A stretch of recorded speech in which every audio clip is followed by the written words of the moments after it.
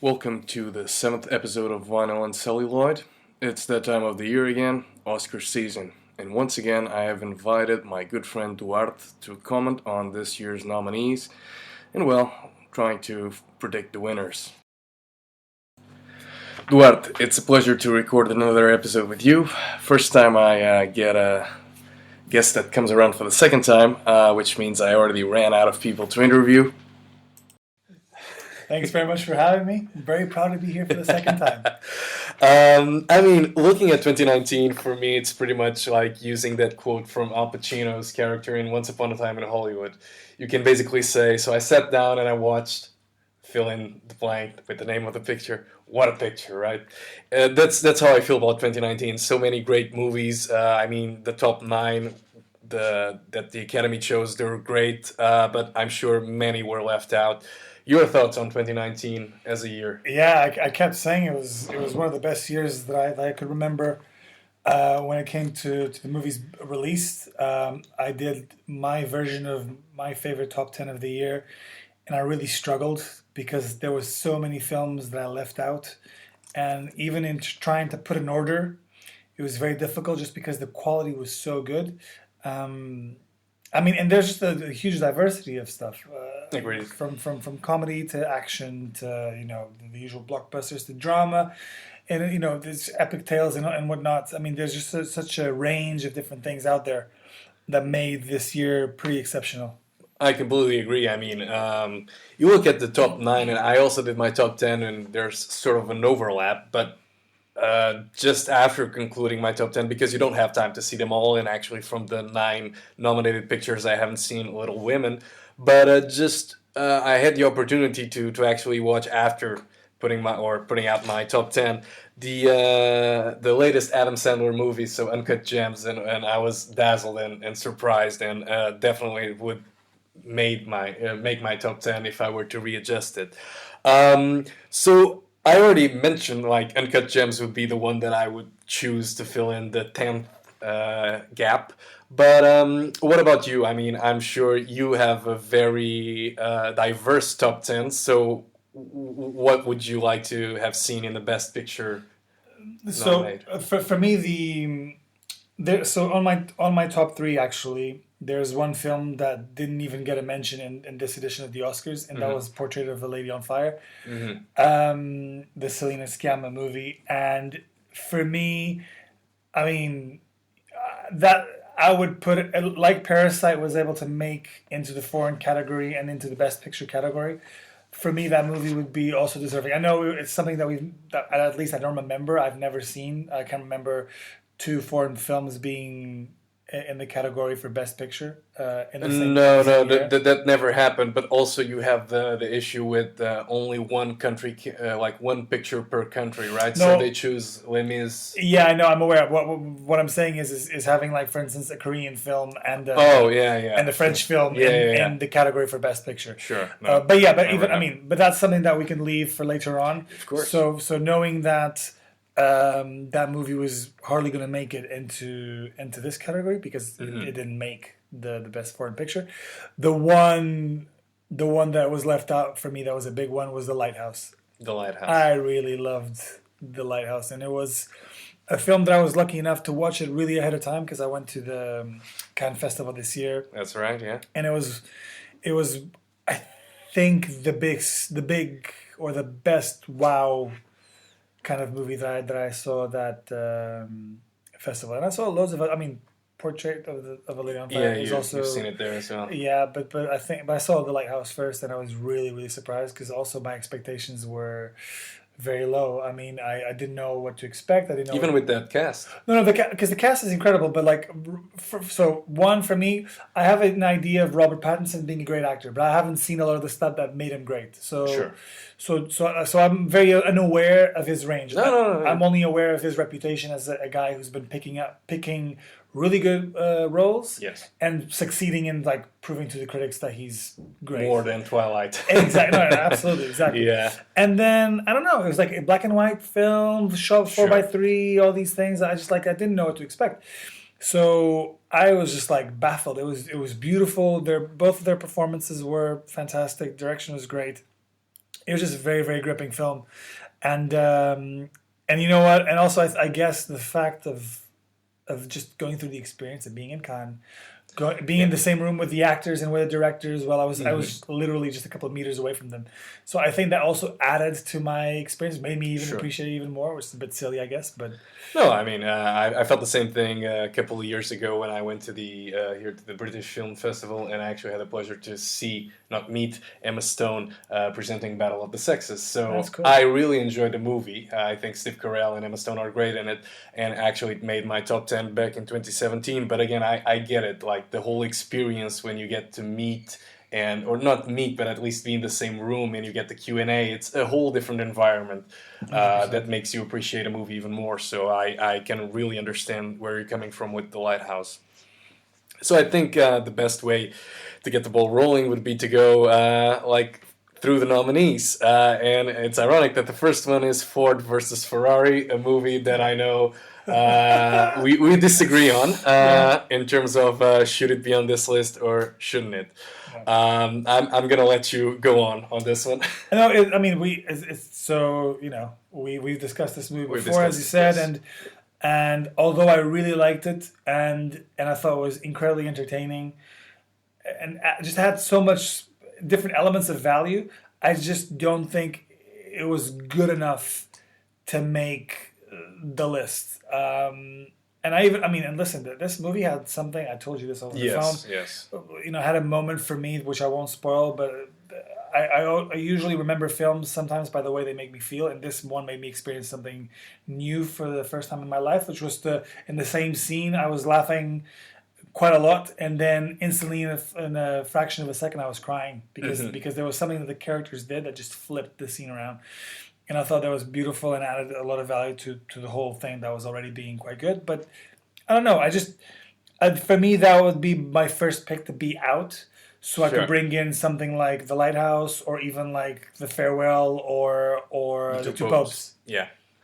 No, I mean, I get where you're coming from. For me, it was a very entertaining movie. I think, as I pointed out in my review, it's a very American movie, right? So the stereotype of the Italians, it's very like in your face. But from a technical standpoint, I think it's outstanding. It was able to beat out, in my opinion, Rush.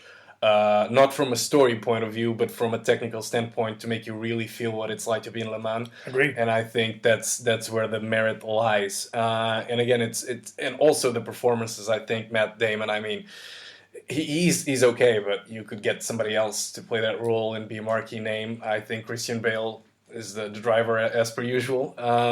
But again, it would be one that if it wasn't featured in the list, I wouldn't be very upset because I appreciate the recognition it's getting on technical level. Yeah, sure, I agree with that. So next we have the Irishman, the latest from Martin Scorsese. I had the pleasure to actually see it in the big screen. So did I. Oh yeah, that's right. Yeah, you went a couple weeks later. Yes. I mean, I thought when I first heard, well, for me, Scorsese, it's like God tier. So it's pretty much he could shoot like a poo for 2 hours, and I would still give it 4.5 stars just because it's a poo. But I really enjoyed The Irishman, and I think it's so much more than Goodfellas Part 3 or something like that. I really think it's a very unique movie, and it starts a very introspective angle from Scorsese, who's approaching, well, the twilight stage of his career. And I think it started with Silence, where the excess that you've seen in all of his movies, mainly The Wolf of Wall Street, is actually starting to tone down, and things are becoming a bit more personal and reflexive. And I think it's a rightful candidate for Best Picture. And 100%. And one of the things that I really appreciated was the fact that Scorsese's been in this game for so many years and done incredible films. Yet he's the guy who keeps innovating and keeps bringing new things into his movies. It could be hit or miss, but he is always pushing the envelope and trying to get something done. Absolutely. One of the things that we obviously seen a lot of it in this movie was the de-aging process, the technology that was used. Sure. Which again, in the hit or miss, I think I actually really appreciate it. I liked the fact that I was able to see De Niro, Pesci, and Al Pacino Pacino. throughout the whole film, because those are the headlines. Those are the guys that I want to see. Yeah. And so if you can have the technology to make that work, it's good. There was one or two scenes maybe where I don't think that really came Yeah. through. It looked a bit silly perhaps, but not in a significant way that would take you away from the value of the movie. from enjoying Absolutely, it. not distracting. I would go even further and say it's a work in progress, and I mean they started it in 2008 with the Curious Case of Benjamin Button, and obviously they're still trying to make it better. But I think it's definitely a great step in the right direction. Uh-huh. And I mean, like you said, Pesci coming out of retirement, and De Niro and That was Pacino. epic. That was I mean, and Harvey Keitel. When they were talking about the project, though, like when this was all like being announced, you know, Scorsese releasing a new film, working together with all these great Yeah. guys, you're just thinking about like, damn, you're getting two of the best. Well, three. I mean, you'd say three of the best actors of their generations, but two guys who were epic for a long, long time because of The Godfather and whatnot. Yes. And then Pesci, of course, has made more of a career as a secondary actor, but he's had some really memorable roles, and Sure. Goodfellas obviously being Raging Bull. yeah, Raging Bull as well. I mean, both of which are Scorsese, and Yes. so to see a master at work bringing some of his favorite alumni. I mean, Al Pacino was the first time that he was working. It with him. was, but Harvey Keitel, they Yeah. worked together for many movies in the 70s. So Mean Exactly. Streets, Taxi Driver, you Yeah. name it. So that was very cool to see all those guys, all that talent under the one guy. And also, the one thing for me was also super important, and I was really rooting for this film, was the fact that, you know, particularly Al Pacino and De Niro, they've been doing a lot of crap They have. over the last couple of years. And but they're undoubtedly that they still got it. They still know how to deliver great performances. And I think this movie was the perfect vehicle for audiences worldwide to be remembered just how good these guys are. Absolutely. I mean, I choose to think that they starred, although not sharing any scenes together, in The Godfather Part 2. And they were in Heat, and then there are two other movies that I choose to ignore. Righteous because, Kill, Yeah, I think but was I terrible. terrible. So I terrible. choose to forget. But yeah, I completely agree with you with The Irishman, and actually the kind of proper, not farewell, but it's getting there for Scorsese. I hope he makes plenty more movies and gets more nominations and recognition for his work.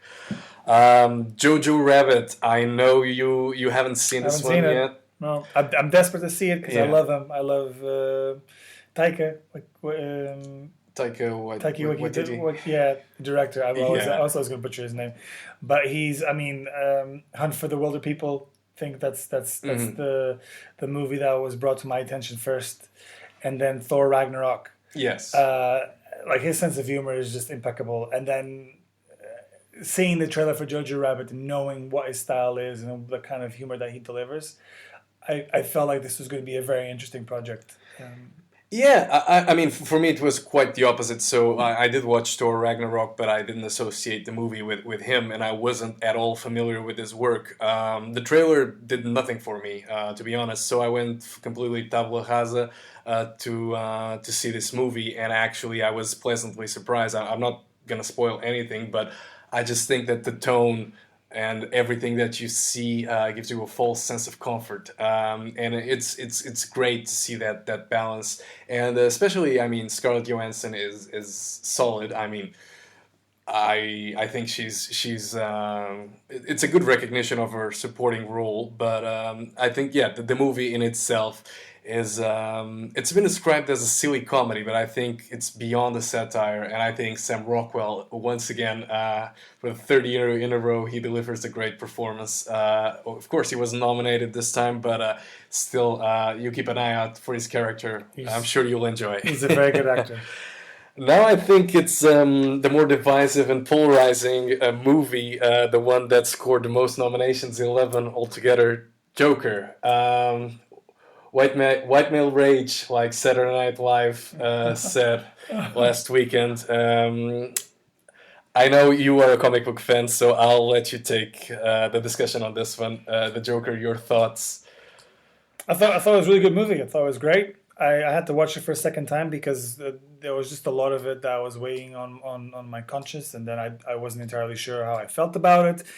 I'm heavily invested in the character because he's obviously one of the most prominent villains in the DC comic book world, and anything that kind of messes too much with the canon was potentially going to raise issues with me. Although, one thing to be said about the Joker is that he doesn't really have a background story, so different writers have taken it in different directions, and but everyone just keeps it very kind of loose and ambiguous at points. So, I mean, to a certain degree, there's an open like a blank canvas there, Yeah. which I think Todd Phillips and his team really did well to sort of craft the film.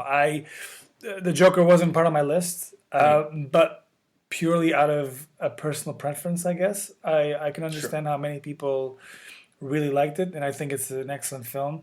Although I do think that the hype around it really built the film in a way that, in my opinion, should have been built. Meaning, even before the film was released, even before a trailer was released, the fact that Joaquin Phoenix was working on this film alone was getting people to say, this is going to be an Oscar contender, this is going to be an Oscar contender. And by repeating it too much, you start believing in it.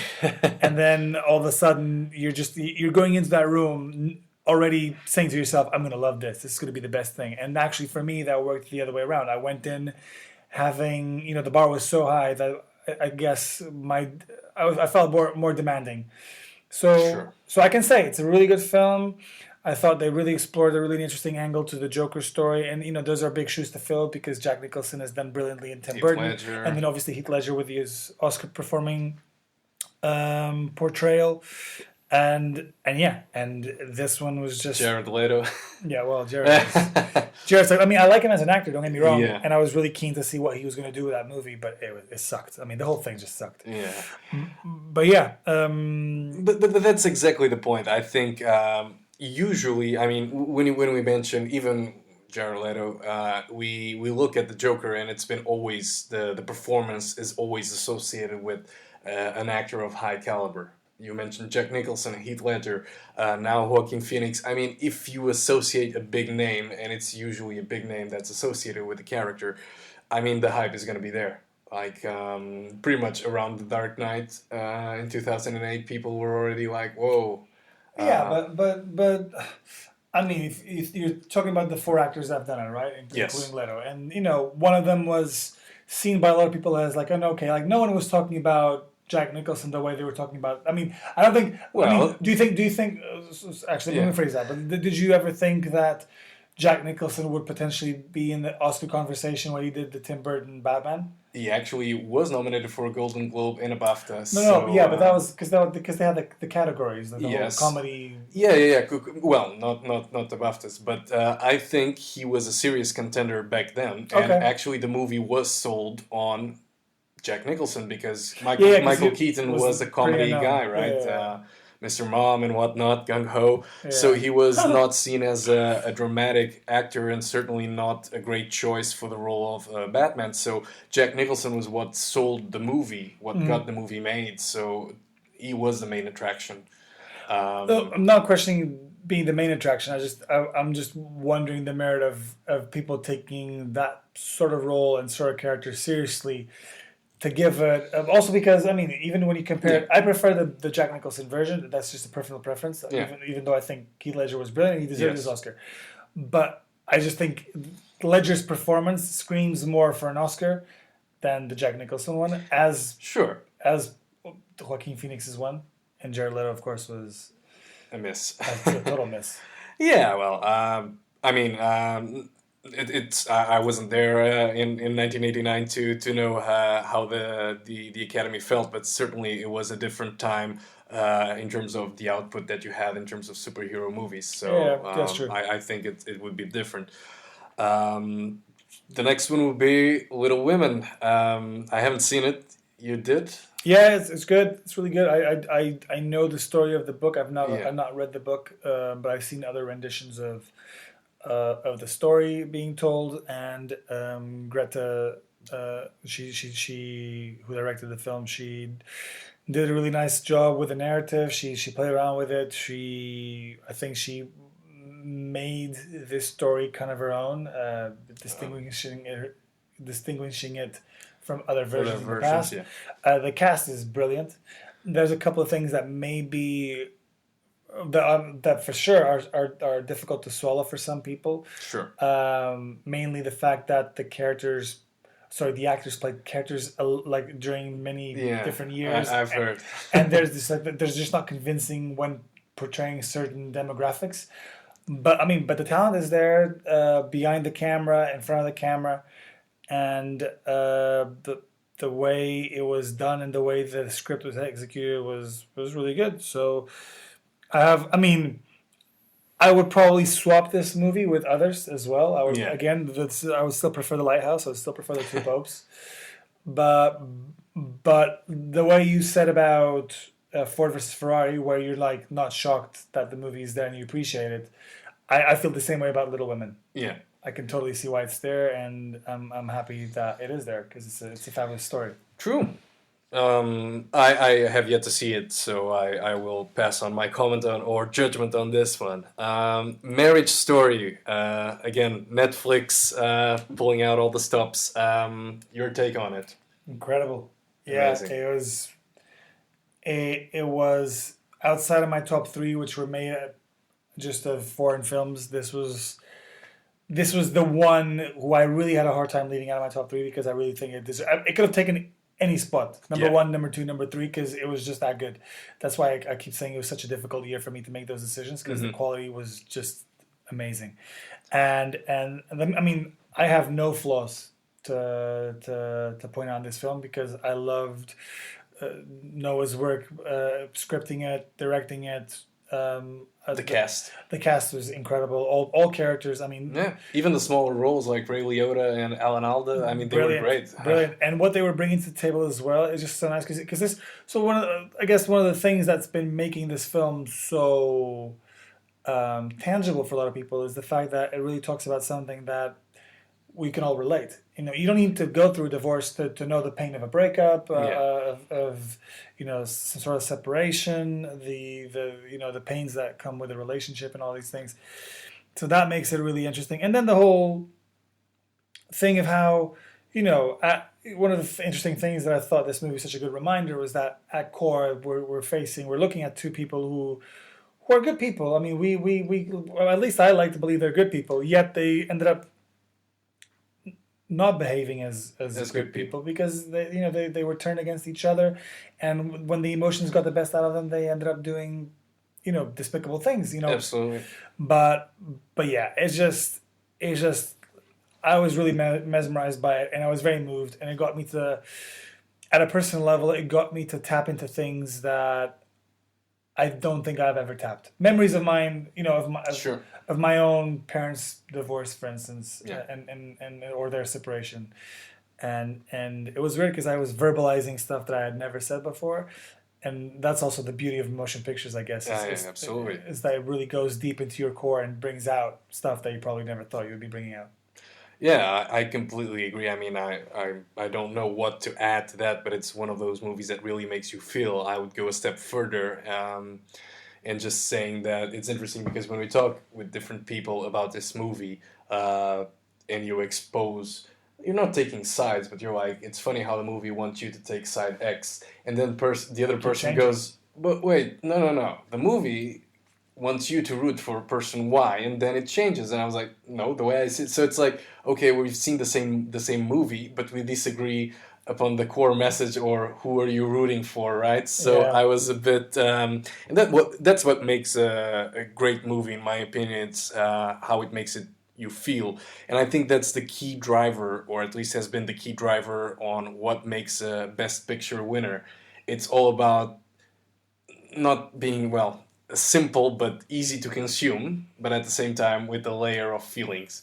I'm not saying that Marriage Story is a movie that's easy to take. It's not. You don't take your first date and let's watch Marriage Story. I wouldn't recommend it. But again, it's something that's it's all about the feeling, and with this in mind, we talk about 1917. Which I know you haven't had the opportunity to see yet, but for me, it's a movie that's great on a technical level, The cinematography, the whole gimmick of one shot or being edited to make it look like it's a one shot thing, it worked great for Birdman. Took the Oscar. I think 1917 will win. I don't think it should win. It's on my top 10, and I think, again, from a technical standpoint, Roger Deakins' work in terms of cinematography, it's absolutely fantastic, and I think Sam Mendes did a great job behind the camera. I just think it's a story that doesn't deliver the same impact. Because for me, technical and the story and all the other aspects are on the same ground. I just think that 1917 is a movie that, yeah, it may cause the Academy voters to feel something, or it may cause people to feel something. But guess what? You haven't been in the war, or most people haven't. I think that, again, the movie, the soundtrack is intrusive. Like Thomas Newman work, I didn't appreciate it. And again, it's doing something that's been done before, but taking it to a war movie for the first time, right? And that's where the merit lies, and what you're seeing, but not necessarily what you're feeling. Like Dunkirk, excellent soundtrack, superior war movie. Saving Private Ryan, The Hurt Locker, even. Those are movies like the Hurt Locker is so claustrophobic that Yeah, I it's mean, so good. right? And over there you have so many scenes. And again, it's not a spoiler, but the trench war, right? Well, everybody who studied or knows a bit of history knows a lot of the war was fought there. So actually, there could be the opportunities to go for the claustrophobic side of it, but no, it's very open air. And for me, it's very good. And again, I think it will win just because it's been sweeping all the awards. But it's because it's a late bloomer, so it started in December. It's been generating positive buzz, and because of the camera is there and you are part of the action thing. Well, I wish I didn't have this conversation with you, because now you put me off of seeing it. So. No. I mean, we have friends in common that actually loved 1917, and like I said, I put it on my top 10. But it's a movie that for me the merits are not within the story or even the acting. Okay. That's it. No, fair enough. I mean, I as you've mentioned, I haven't seen it yet, so I look forward to drawing my own conclusions. But I mean, there's a lot of elements there that would make this quite the well, just an interesting film to watch, because it's Sam Mendes, as you said, Roger Deakins doing cinematography, and I had no idea Thomas Newman was doing the soundtrack, because I usually tend to like the stuff that he does. I just think, like, when you look at what Hans Zimmer did in Dunkirk, the whole study and everything, this sounds very basic, and intrusive even. But I'll let you watch it. Well, and I look forward to seeing it and proving me I'm wrong. Yeah. Well, I'm sure there's a lot of yeah. So the next one is the one you missed in Cannes, Once Upon a Time in Hollywood, Quentin Tarantino's penultimate movie. Queued 2 hours for that film and couldn't get in the room. I think even people that had a ticket couldn't get in, so really don't feel bad. Yeah, I remember feeling really frustrated, and I got the plane back to London that day. I mean, I know you loved it. Yes, it was my number one. Yeah, not so much the same story for me, but I think for my part, there's a totally valid explanation. I'm a Tarantino fan, even though I haven't loved some of his most recent films. Hateful Eight. Hateful Eight didn't love it. I thought it was slow and boring. Django, I thought the last 30 minutes were just pointless. Total wreckage. I mean, but Inglourious Basterds I loved. If I look back into his earlier stuff, Reservoir Dogs and Pulp Fiction, of course. I mean, those were all great. But I mean, I did like Once Upon a Time in Hollywood. I really did like it. I just think that I missed out. Well, first of all, I think I missed out on a lot of the tension behind this narrative, because I wasn't familiarized with the Charles Manson cult. So I didn't know about the family. I knew who Charles Manson was. I thought of him as a killer. So even there, I was misinformed, or I wasn't well informed. Yeah. Because I didn't think of him as a cult leader. I thought of him as just like a serial killer. Yes, exactly. Who did stuff. Exactly. So, but I knew about the Sharon Tate story. I knew all these things, and so there are a lot of moments and a lot of characters that came up, and I just didn't feel any sense of threat or tension or whatever because I didn't know who those people they were were, no. or which moments in the history or in that story we were referring to. So I feel like I missed out on a lot of that stuff. And then the only That's also Tarantino's a bit like assumption that everybody knows what happened in 1969 and period. Yeah. He's directing a movie for people who know or who were there or were alive at that time. True, but Right. I'm not. But also, like, I don't know. I feel like looking back at it, I feel a bit guilty because I felt like I could have done a little bit research before going in. I don't know if the movies. People will argue sometimes that you don't need to, you shouldn't go into movies like that and doing that sort of research that to experience a Yeah. film, whatever. But I think in this context, I would have been better off if I did it, and I regret not reading it before. But even with that in mind, the only thing that I was a bit annoyed was that not annoyed, but the only reason why I would not be so quick to put Once Upon a Time in Hollywood on my list is the fact that I never felt like there was like an amazing performance or I thought DiCaprio was really good and he has one scene for me that he really shines and it's a long scene whole when he's like in the trailer and he's like he's freaking out and then he goes out and he delivers an epic scene and the girl tells him this is the best acting I've ever seen all that stuff that's Rick a good freaking Dalton. I don't know how long the combination of those scenes are, but I'm guessing it's like 13 minutes of just pure brilliance out of DiCaprio. But I don't think it was just that segment. It wasn't enough for me to be like, yeah, you know what, you should be getting an Oscar nomination. And Brad Pitt, I thought he was very good, and he had two scenes that were tremendous. I really enjoyed it. I thought he was really entertaining, but I never thought I learned something or felt something or there was nothing about it that made me think like this is like amazing. Whereas with other people in other films, I felt like there was more to be said about them. So fair enough. I mean, regarding Once Upon a Time in Hollywood, I'm actually working or writing a long article, which I'll share with you later, on the comparison between The Irishman and Once Upon a Time in Hollywood from like both like directors and the stories and the topics that they have in common. I think you may or may not disagree, but it will be an interesting read.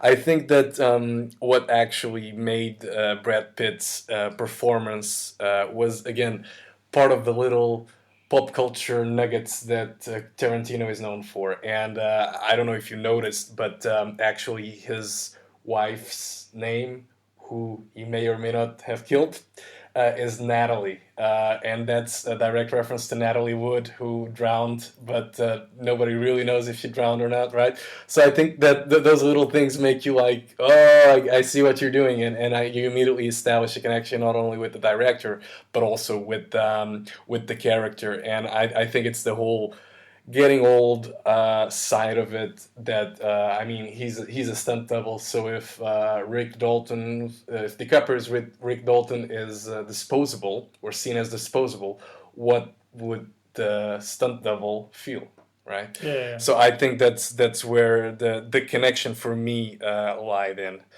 And the ninth nominated feature, Parasite, amazing. Yeah, that for me was the best film of the year. No doubt. I mean, it's been one of the best things I've seen in a long, long time. I just felt it was fresh, it was new, it was well written, it had all the elements to a really entertaining movie that satire, but also serious. Yeah, not only entertaining, but made you think. I think made you question things. Absolutely.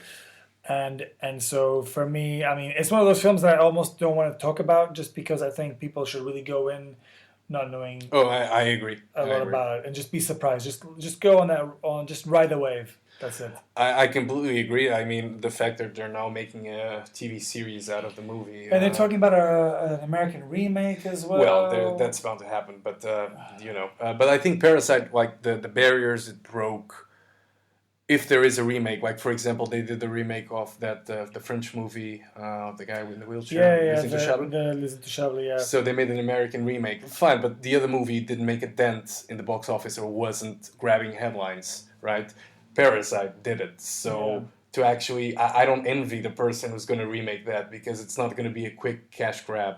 they're gonna probably use minority of some sort, as opposed to and again, not spoiling it, using like it's a society and it's the different stages of society, but people are the same, right? They're from the Yeah. same country, and I think that's where the beauty of the story lies. It's segregation, is Ab- gentrification, is the whole Absolutely, shebang. absolutely. I think I don't know how familiar you were with Bong Joon-ho's filmography or I've only seen maybe two movies from it. Snowpiercer. Snowpiercer and Oksha. Oh, okay, yeah. I've seen The Host and Snowpiercer, and I think Snowpiercer obviously has the sci-fi component and an Yeah. international cast, but some of the themes are again explored here, but Yeah, with yeah. a more realistic or a more obvious in your face kind of angle, but not in your face to the point of saying, "Oh, it's annoying," but more direct. Yeah, 100%. Cool. So I think we pretty much covered all the major nominees, and now moving to acting. Banderas, DiCaprio, Driver, Phoenix, and Price. What a lineup! I mean, I'm gonna start by saying that I thought De Niro would make it. Yeah, I have De Niro also on my little list. Because I mean, after all, they nominated him for Silver Linings Playbook, Yeah. supporting role, and I'm still puzzled about that one. But I really enjoyed it. Really. no, I like the movie. I don't think his performance was again something. It was De Niro doing De Niro. I can't. Oh, okay, I can't remember the lineup that was. Yeah, I don't remember who was up for best secondary. You had Christoph Waltz in Django Unchained. You had Alan Arkin for Argo, Yeah. and I can't recall the other two nominees. Yeah, I don't remember. Tommy Lee Jones, Lincoln. Oh, what really? Yeah. Okay. Well, I just remember thinking that I really enjoyed seeing it, and there's a certain bias to it, of course, because I root for De Niro. I really like Yeah. him as an actor. So the fact that he delivered a good role and got him again that sort of like exposure on his brilliance and stuff like that, I was just happy to see that. So I guess maybe you're right. Maybe it wasn't enough to get a nomination, but I felt so happy to see him there. Yeah. It's a very competitive year. I mean, he was nominated as a producer, which, okay, it's not the same, but it's for The Irishman. But, I mean, it's a very strong lineup. And, I mean, I'm very happy to see Antonio Banderas. I mean, there's Same. not a name there that I can point out. Even Jonathan Pryce, who's never been nominated, much like Banderas.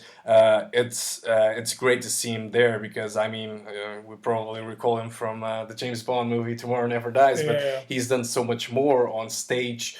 He was actually part of the original cast of Miss Saigon, and Yeah. I mean, wow, what a range!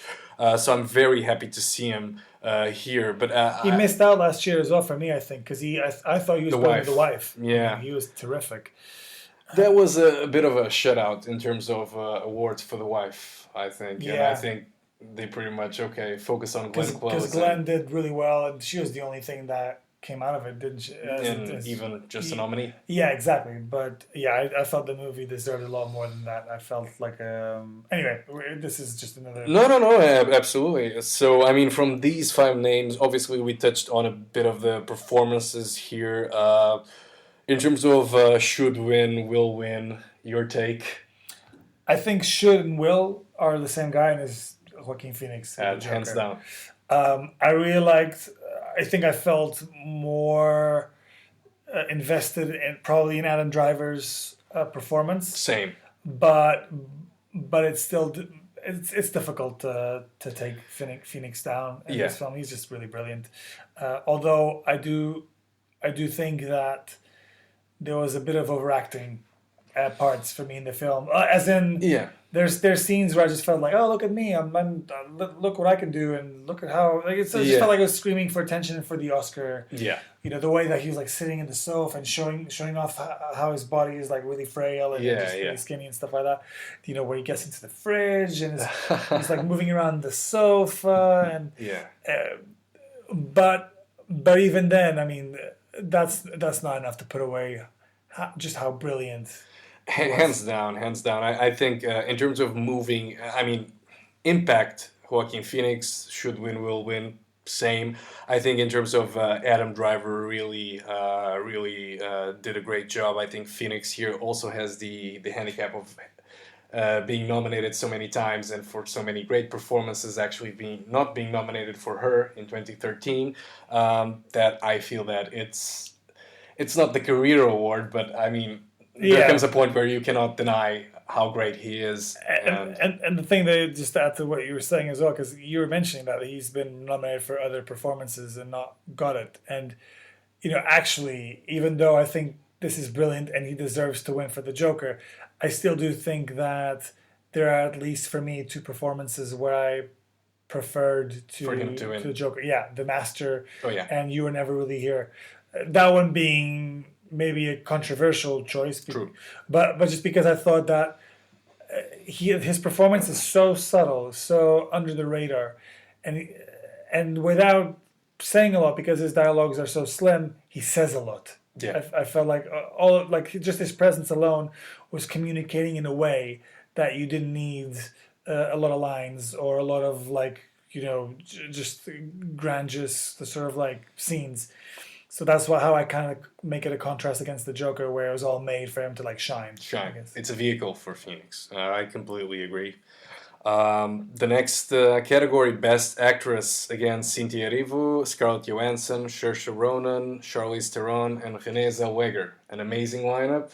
For me, and I know we disagree on this one, I think Lupita Nyong'o should be here for Us, a movie I really enjoyed, and that's part of my top 10. I don't necessarily disagree.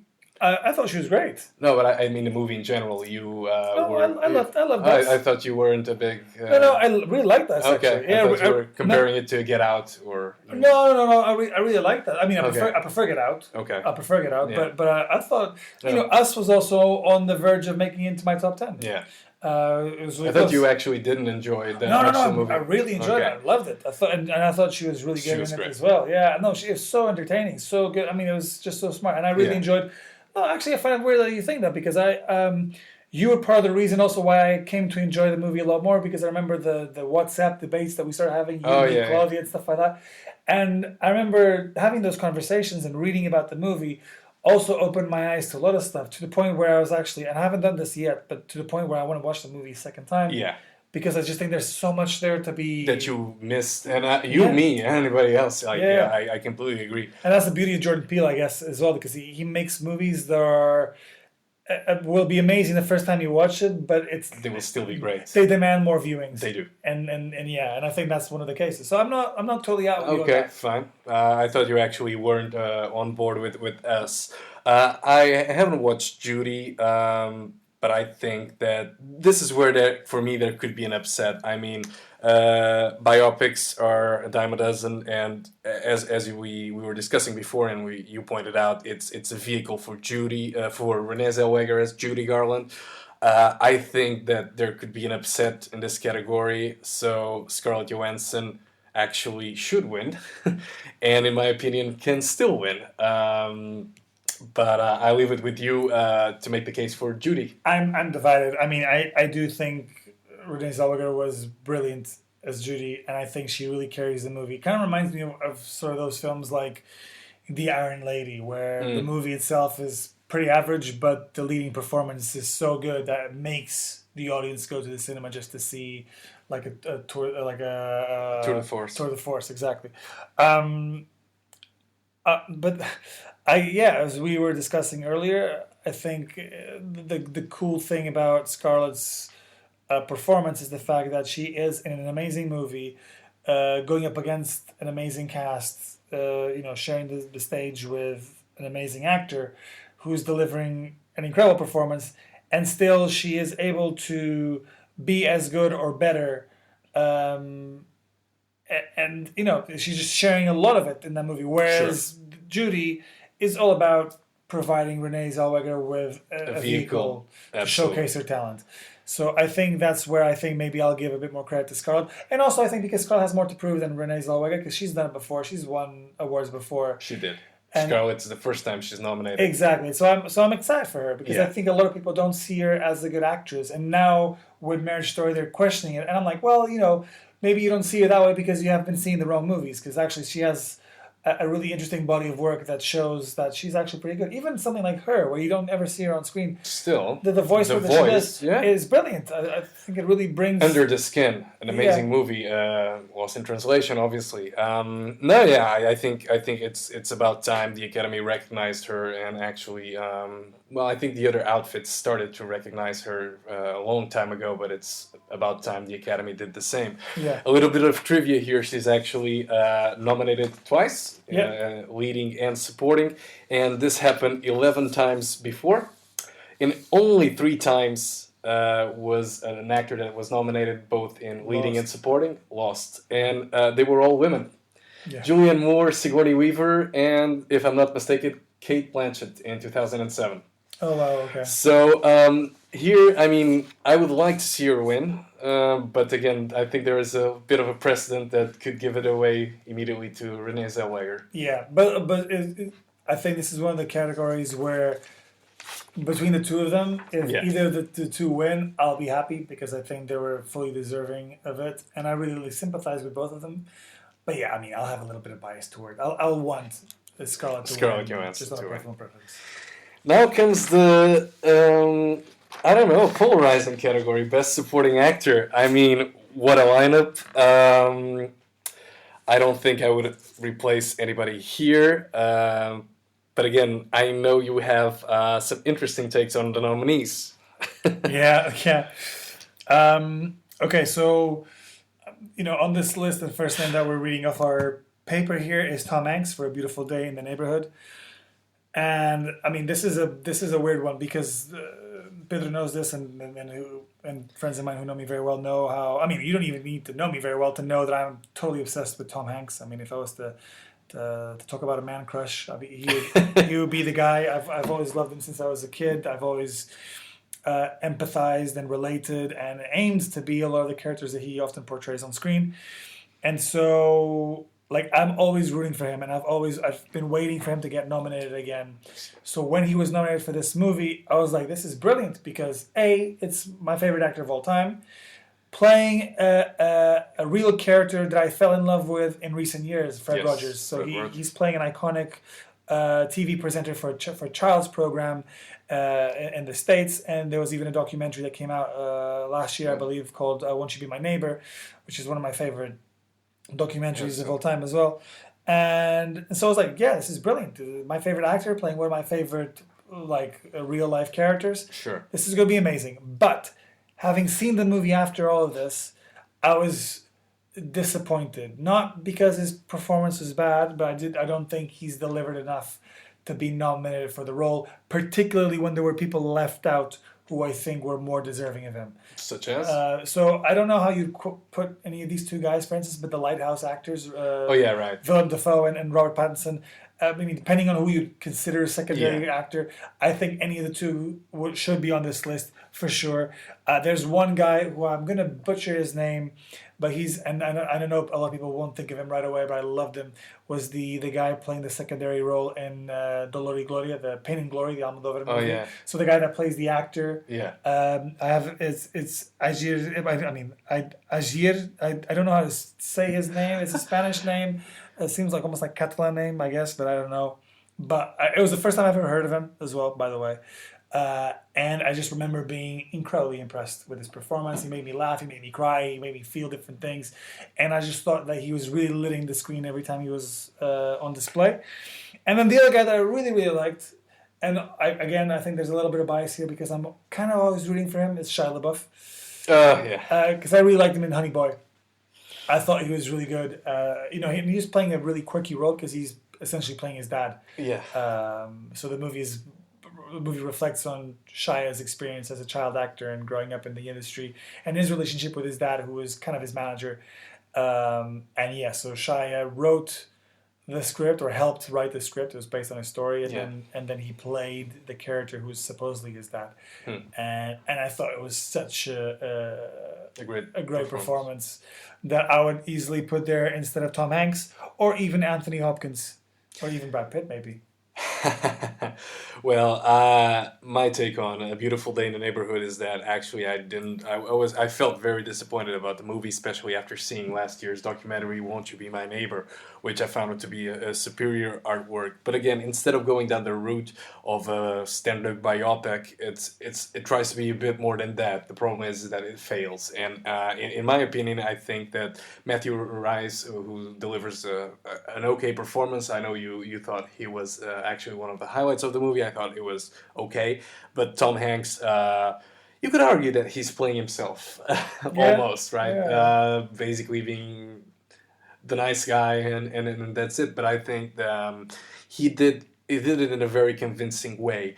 My issue with A Beautiful Day in the Neighborhood is that when you talk about a year and exactly how movies make you feel, the trailer delivered such an impact, or had such an impact on me, that the movie, I was like, so where is it here, right? Maybe I should just watch the trailer and let's give Tom Hanks a nomination, right? Because I didn't feel it throughout the movie, and I kept waiting for when is this gonna hit the fields and the ninjas cutting onions gonna show up, and they didn't, and for me that was relatively disappointing.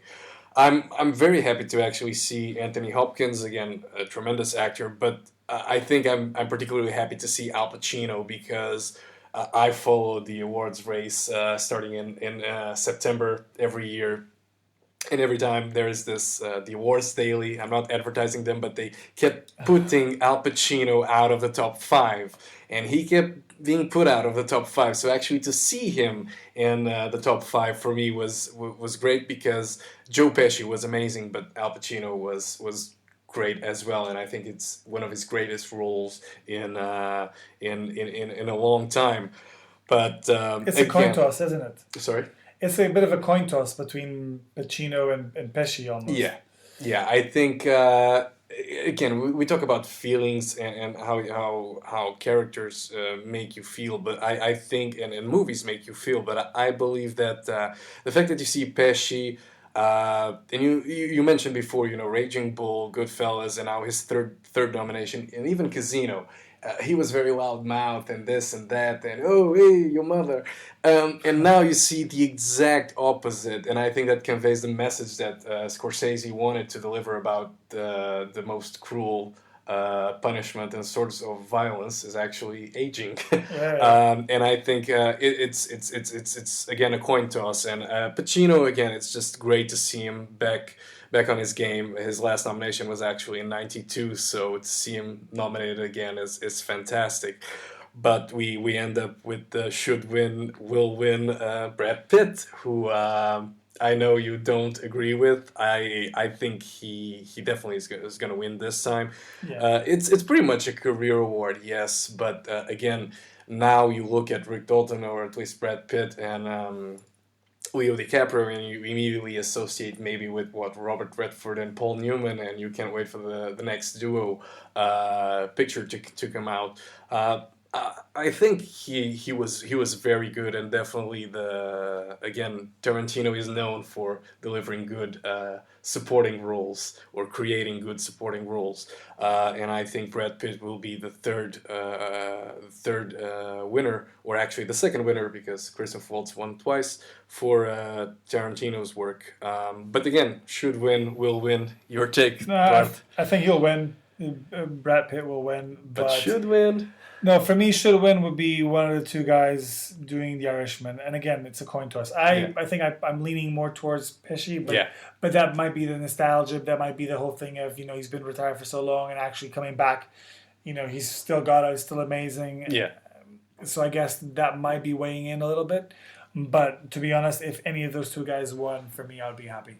The funny thing, they announced today Lethal Weapon 5 is on, so maybe we'll still... Let's hope Joe Pesci doesn't sign for it, because... they announced that again. Oh my gosh. Is Mel Gibson on it? Yeah, Danny Richard Donner, Mel Gibson, wow. The whole gang, the main cast. Lethal Weapon was one of my favorite franchises growing up. I loved it as well, but again, let's hope Joe Pesci doesn't come back, because anything with Part 5 usually... Mad Max 4 was good, very good, but I don't think Part 5, there's nothing good with a 5 after. They've just announced Part 9 of Fast and Furious. Part 9 of Fast and Furious, you won't find me seeing that one, as you didn't for the remaining 8. But Best Supporting Actress, next category. I mean, again, what a lineup. I think I mentioned in my actually both supporting actor and actress. I think in a less competitive year, Bombshell would have shined a bit more, and maybe John Lithgow and even Nicole Kidman would have gotten nods for their performances. But again, I think here in Best Supporting Actress, the shocker was a bit Kathy Bates, who's a terrific actress for Richard in Richard Jewell. But I think a lot of people were hoping for Jennifer Lopez to show up in Hustlers. I loved her in Hustlers. I thought she was so good, and I guess the element of surprise was definitely there because I never really rated her as an actress. I mean, yes, she can act, she can What, show up. and go. Anaconda, come on, that was. I mean, she's a. They missed it. I remember being a kid and watching Money Train and thinking she was gorgeous and she was very charismatic, but just finding her a bit flat, I guess. And then I saw Out of Sight, which I thought she did really well actually with George Clooney. But again, I thought it was. I always thought of her as good looks and charisma, and then now I saw Hustlers and I changed my mind. I mean, or at least with that performance, I just felt more convinced that she actually had acting chops. But I mean, the only reason why I feel uncomfortable slotting her in the list is because there's a lot of roles here that I haven't seen. So I can't really argue that I would take that person out for that. Sure. Because the ones that I have seen, I would not take that out. I would not take Laura Dern out, who I think is going to win. Yeah. And I would not take Florence Pugh out for Little Women because I thought she was fabulous. I really enjoyed. I mean, she was for me. She was the best part of Little Women. I will need to see that one. I mean, I haven't seen Richard Jewell or Little Women, but for the remaining three, I mean, I would not take them out. I think Margot Robbie is outstanding. It's actually ironic that for the BAFTAs, she was also nominated for Once Upon a Time in Hollywood, so she's competing with herself. Now, the thing here is that in the Jennifer Lopez situation with Hustlers, so I haven't seen the movie, but I feel that she's in a bit of a similar category to as is Adam Sandler, right, with Uncut Gems. And I think right now we're at a point, and Shia LaBeouf, and there is talent there, but the Academy will not immediately recognize it unless they have a serious body of work. Say, for example, I would see Robert Pattinson being nominated in the near future faster than Adam Sandler, who has a track record of slapstick comedy. Yeah. And I think that's that era of, for example, Sharon Stone when she was nominated for Casino after like a string of critical, appalling, but commercially successful movies. That era is gone, right? So I think that it's an uphill battle, and you saw that with Adam Sandler, who was people were really pushing for it. And after watching Uncut Gems, I too pushed for it, but it's just a very competitive year. I think here it's also where there's the possibility for the upset with Scarlett Johansson. I don't think that, yes, she makes, she's an instrumental part of Jojo Rabbit. I think Laura Dern has the advantage of the career award, having delivered such great performances in the past, and not only on the big screen, but also the small screen, and winner of Emmys and Golden Globes. I think she built a very solid career from the days of Jurassic Park, and even David Lynch's Blue Velvet when she started her career. So I think, again, Laura Dern could easily sweep this one. And you still have a couple of performances to watch before making 100%. Yeah. And these are all movies that I want to see, by the way. I mean, Richard Jewell was probably the one where I felt less curious about it to begin with. Also because when I first heard about it, it came out of nowhere. Like I didn't know Clint Eastwood was working on a different project and what the topic was. But I'm keen to. I will watch it. And Bombshell is a movie that I'm really also excited to see because it really puts together three of my favorite actresses. Margot has been, let's say, like a recent acquisition to my list of favorite people because I do think she's very talented and she really shines on screen. But I've long seen the career of Nicole Kidman, and I think she's terrific. And Charlize as well. She is awesome. A whole different way. And also apparently she's still single, so if she wants to, I'll make sure I'll get your email and contacts here. Well, if Brad Pitt, when he got his SAG award, he put it on Tinder, so who knows who's there. We move to the best director, and again, what a lineup you have for the first time ever. Scorsese and De Niro in the same, Scorsese and Tarantino, in the same category, joined by the eventual winner, Sam Mendes, and Todd Phillips, again, who knew the guy that just a few years ago was putting out The Hangover Part 3 would be here. But here we are, and Bong Joon-ho, what a great movie to be nominated and to be recognized. Your take on this list? He'll be my favorite. Yeah. Yeah, I think he would be.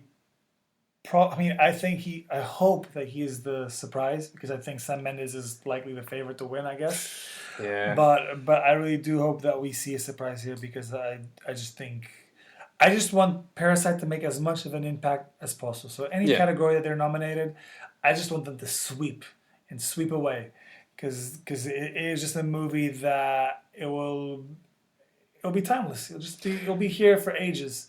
Yeah, I mean, right now, if we go and analyze like best director and best picture, I think you have the film editing, which is something that Once Upon a Time in Hollywood wasn't nominated for, and that for me was a shocker because no movie since 1980, with the exception of Birdman, that didn't need the editing nod, and now 1917, which same scenario, no movie has ever won Best Picture without that award or without that nomination. So now the real battle is between 1917, who doesn't need it, a movie that doesn't need that nomination, and Parasite, who's actually nominated in director, screenplay, picture, and the only thing that will go against it is the Best International Feature. That if they win there, like, would they recognize the movie twice? That never happened.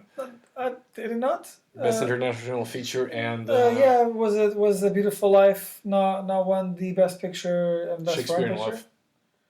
Oh, really? Yeah, Shakespeare in Love won in 1998, and Okay. Life is Beautiful Yeah. won Best Foreign Film back then. Okay. So Okay. no, that But Roberto won the Best Actor. Was that it? 'Cause he won Best Actor, like he Yeah. went over Yeah, everybody exactly. else. Okay, so he had So yeah. we I think we had a similar discussion last year with Roma, and the outcome was it didn't win. It Yeah. won Best International Feature or Best Foreign Film, like it was called back then, but it didn't win Best Movie, Yeah. but Best Picture. But it won Best Director. So I think maybe a split here could occur Yeah. with probably. Bong Joon-ho taking Best Director.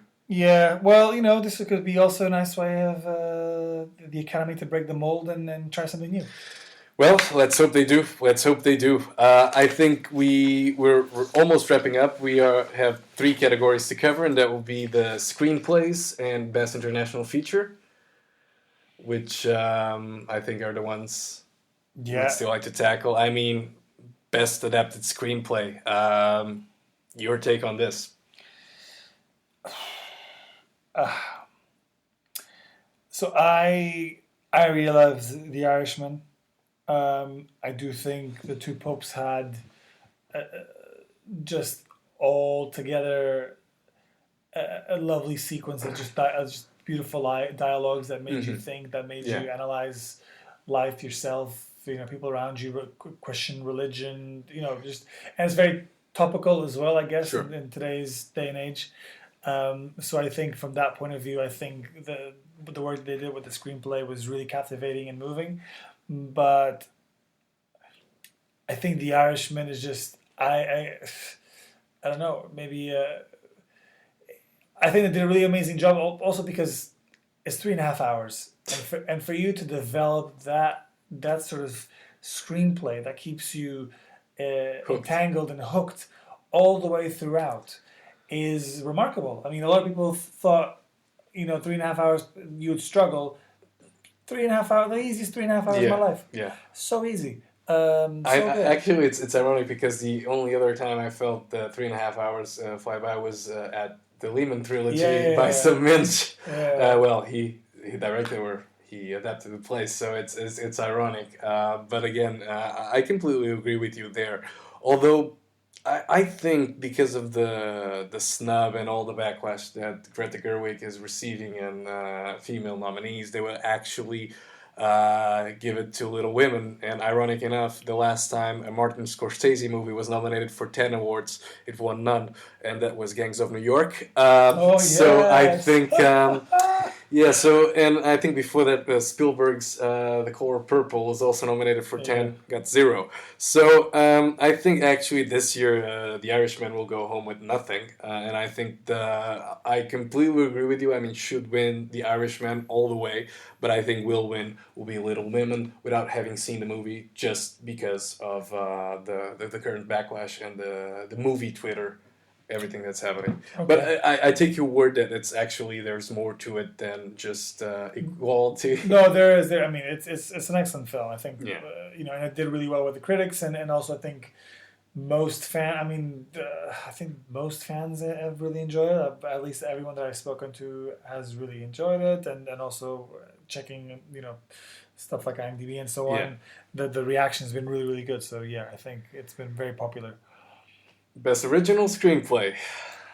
Yeah, it's Parasite all the way for me. I just thought it was Should and will. should and will. Yeah, I'm betting on this. Should and will. Yes, See, I think they're giving Tarantino like his third Oscar for best original screenplay, and that'll be that. I it's going mean, down.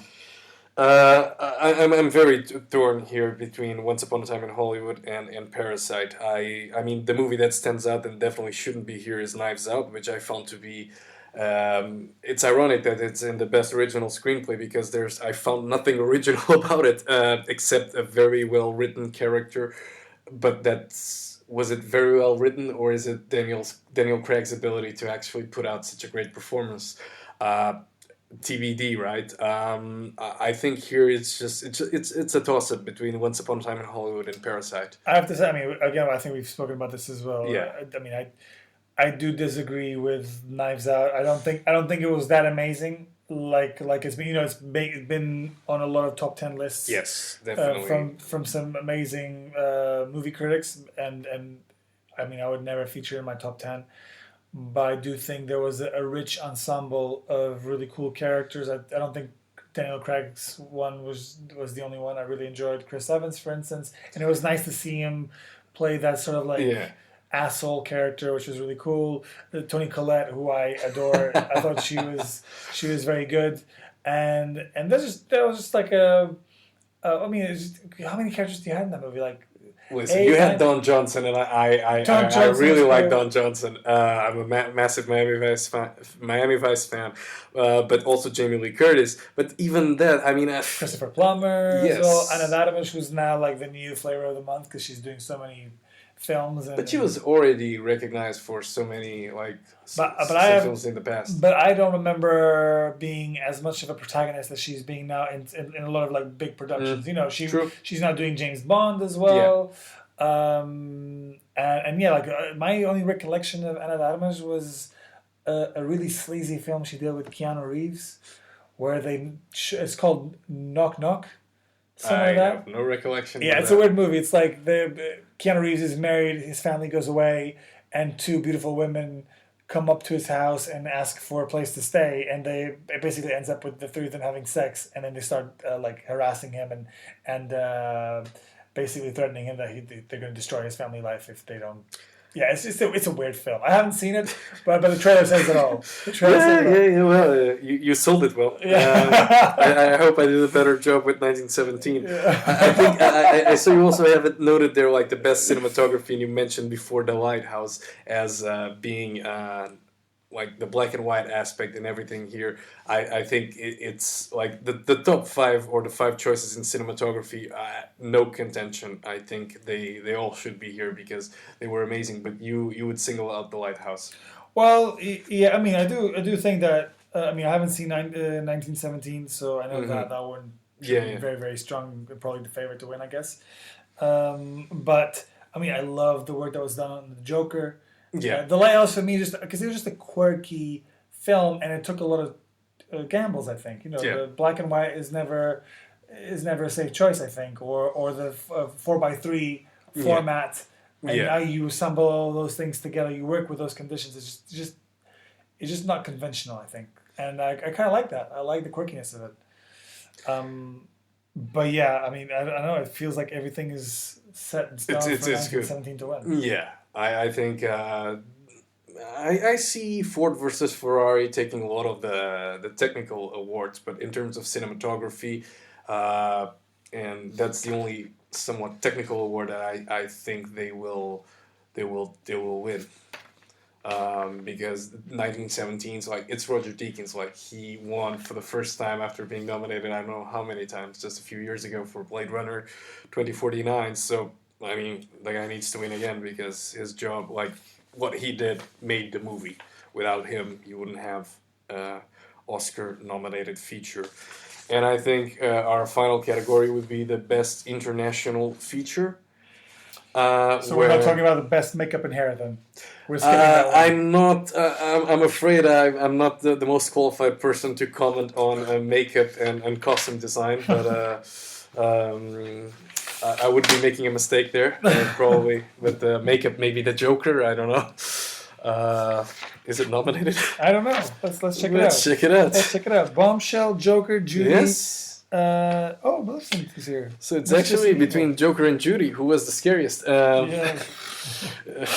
Oh, that's harsh. Harsh. So best foreign film, right? International feature film because Yeah. they changed the name this year Why to that? be more inclusive Oh, because nice. that's how things are nowadays. That's nice. But that's nice. I mean, I think it's no longer. I don't know if what's in the name, but foreign versus international. I think it's a marquee issue. But I mean, from this list, I've seen only Parasite and Pain and Glory, and Same. I've only seen those two. I have to say though, without, I mean, yeah, again, because I haven't seen it, I'm not really in the best of positions to comment. But I was really surprised with the Les Miserables. making the cut. Well, yeah, because Portrait of a Lady on Fire was a film that, if I recall correctly, made a better impression in Cannes. in Cannes and overall with critics. Yeah. I think that people have just been a lot more baffled by the amazing work that Sciamma has done with this movie Yeah. than Les Mis. So that was really my first big surprise when I saw the list. Also, the other surprise that I kind of noticed, and it's another Cannes-related movie, even though I didn't see it in Cannes, I only saw it a couple of weeks ago, is Atlantics. The Diop, Mati Diop movie. Another female director who was also kind of taken out of the list, which is also another interesting topic, actually, which you kind of never approached, but there was a lot of debates about including Yes. women and how there was a lot of Lulu Wang, I think, was one of the names, and Sciamma, Marine Weller for Beautiful Day in the Neighborhood. Yeah. I might be butchering some of these names, but there's just a lot of really talented. Female filmmakers. I think. Well, without trying to get too political here, I think it's something that the root of the problem is not at the Academy Awards or any sort of awards whatsoever. It's 2019 was a very competitive year with excellent features. A lot of people were left out, and second, I think it's all about the root of who's producing and the studios and the production houses to actually back the talent or back female talent and allow them to explore and to create amazing features. For example, I'm not surprised that Olivia Wilde's Booksmart is not here because I felt it was pushing it too much. I know you really enjoyed the movie. I for one didn't, and for me it's exactly that. It's not. We shouldn't be forcing or social re-engineering the awards 100% for something, but I completely agree that some recognition or additional recognition needs to go, and actually that starts by getting a higher percentage of female directors to actually work and to get channel their outputs. And I guess the point that I was trying to make was not so much that the Academy did it again. They shut down gender or female filmmakers. Yeah, I don't like based on those on like an ethnicity or whatever. Yeah. It was more like a recognition of like, wow, like there was, again, going back to how amazing this year was. Yeah. The output of female directors was so amazing, and if they didn't make the cut, it was purely because the competition was just super, super, super strong. And even then, I mean, there's movies where if they were part of the best films, maybe perhaps I wouldn't be going crazy over it. There's stuff. Portrait of a Lady on Fire. Again, I said that movie for me would be on the best 9 pictures. That movie for me would be definitely on the best international features. Sure. She probably would be in the best directors for me as well. So Sciamma. So that's just one example. But there's just a really good pool of talent this year, and it was really nice to see. And I hope we keep pushing this. And but there's Well, and it's, again the production house and all that stuff. yeah. It would be nice to see more backing to see what they have to offer to the world, I guess. Duarte, I think we'll call it an episode here. It's been a pleasure, and I hope we get part 3 next year for the 2020 Oscars. Sounds terrific. Thank you very much for having me. Thank you.